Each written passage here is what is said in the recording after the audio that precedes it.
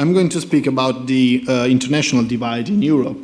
So considering the spread between the youth generation and the aged population. Considering in particularly the scenario during the economic crisis. From 2007 to 2014, the youth unemployment passed from 7.8 percentage point to 23.7 percentage point, with a very high level of unemployment, especially in countries such as Italy, Spain, Greece, and Portugal. But everywhere there was an increasing of youth unemployment. Another data that is very interesting is the material deprivation of these two different generations.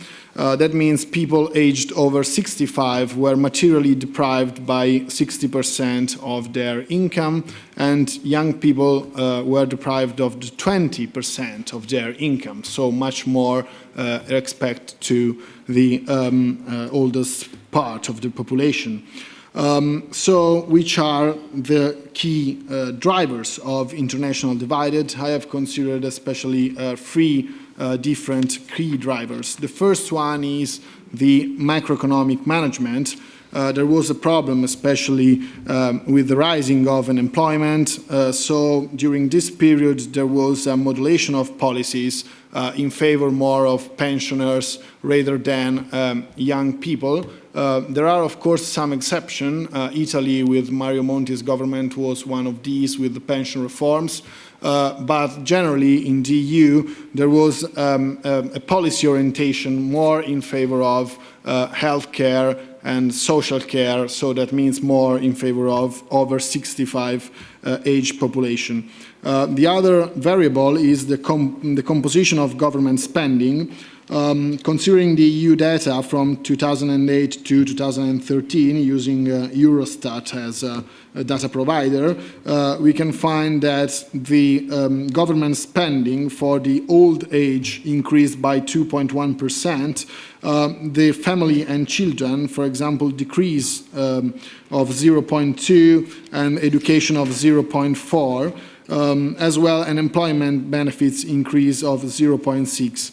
Of course, this expenditure on unemployment was concentrated more on people that were in a working age, so people that were in the labor market, and not on young people that were outside these markets. So there were basically the needs, not in employment, not in education. That means that pensioners were the main beneficiaries of the fiscal adjustments during this period, and the composition of government spending shift from families and children and education towards pensioners, entrenching so the intergenerational divide.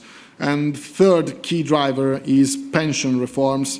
The problem here is that because of the crisis, so the fiscal stress, there was an increasing of a contribution towards the people who were working during the period of the crisis. So that means that to increase and to protect more pensioners, to increase pension, there was, of course, a decreasing of benefit ratio of the youngest people, so of the youth.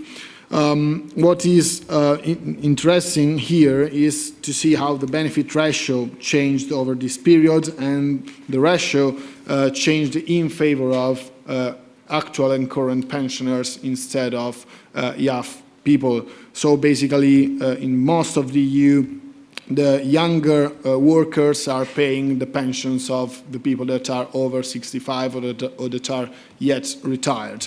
What we can do at policy level, first of all, we have to consider the changing that we have to push for, that are fiscal changes, of course.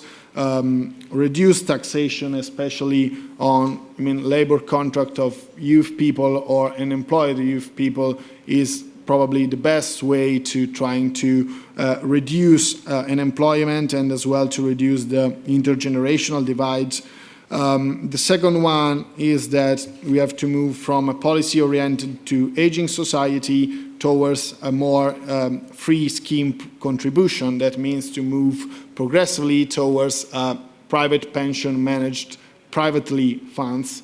Then that means to increase the percentage of people that choose a system of private management pension rather than public one.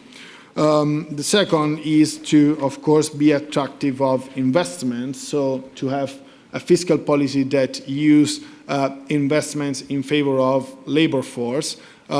Here there's a problem very related to demography, of course, that is that the working force will change. We will pass from 4 people in their working age every over 65 person to 2 in the next 40 years. So until 2040, we will have the half of people that are in the working force considered from now. So there's a very big change and a big shift in the working force in the next 35 years, and we have to, of course, take into account this change.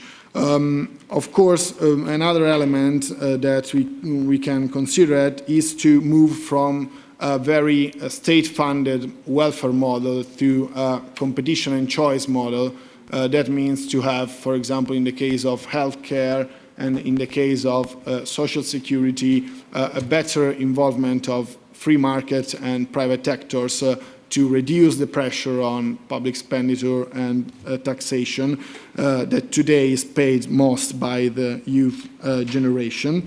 Another idea that we can consider on taxation is to have a tax scheme that is based and is linked with the period in working, so the period in the labor market. If you are working from 2 years rather than from 30, probably it's fair that you will pay less taxes than the individual that is in the working force for more than you, so to have a sort of progressive scheme in contribution of taxation. To conclude, of course, another element is to have more fiscal freedom for family, so trying to pay taxes as family and not as individuals, so to have a choice in that sense in favor of family policy taxation if we want to improve demography of our country and to go over this very complicated situation. And the last one is to have a more flexible labor market with a greater job security in order to reduce the youth unemployment. So this set of policies, of course, developed in competition between countries and within the European Union, probably could be a framework to develop a better future and to have a more competitive labor market, a better arrangement of pension schemes, and of course less pressure on our welfare system. Thank you.